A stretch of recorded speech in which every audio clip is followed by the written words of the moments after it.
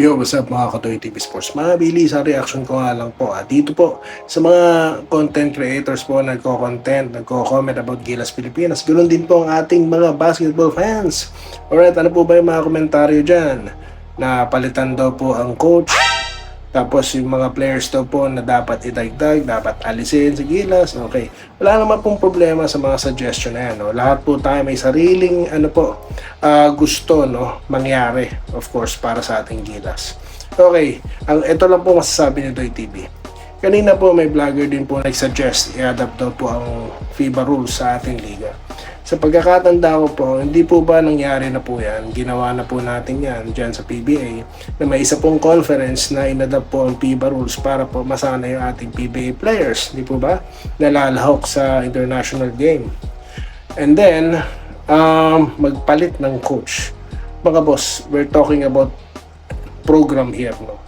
Hindi po yan mabilisan lang na basta papalitan mo yung coach.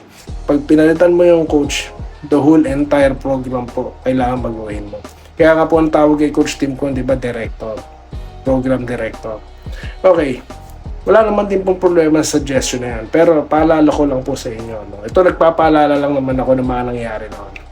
Nagkaroon na po tayo ng coach dati, Coach Tab Balvin. Nagkaroon na rin po tayong coach like Coach Yenggao. Ito po si Chat Reyes, then Coach Tim Con. Paano po natap si Coach Tim Con dyan? Para nga po napipilitan pa, pakiwari ko. Pero good enough na napag-gold po ang Gilas natin, di po ba? Natalo po natin ng China, alright? Tapos natalo pa po natin yung Latvia, okay? So, ang naalala ko doon, parang ako sa sarili ko sinabi ko, wow, the system still works, parang ganun, no? Pinuri po si Coach Tim Con, yung buong team. Alright, ano pong pagkakaiba sa ngayon, no?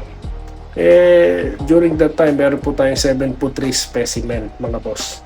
So, malakas ang loob ng mga players natin tumira sa labas, lalo na yung mga shooter. Then at the same time, kontrolado po ang loob natin. So, nami-minimize po yung second chance points, no? At na-intimidate po sila, umatake sa loob. So, yan po yung malaking pagkakaiba, eh. No? Akin lang po dito, mga boss. Kahit pa po siguro baguhin natin rules natin, FIBA rules, nasa team pa rin po yan.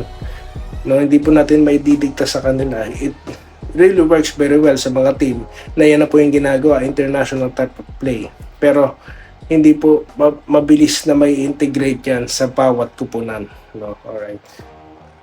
Naiisip ko rin po yan, wala pong masama doon. Pero what can we do right now, guys, is to trust Coach Tim's process. Siya po yung nandyan, eh. Akin lang, magpasensya lamang po tayo. Malay natin, mga boss.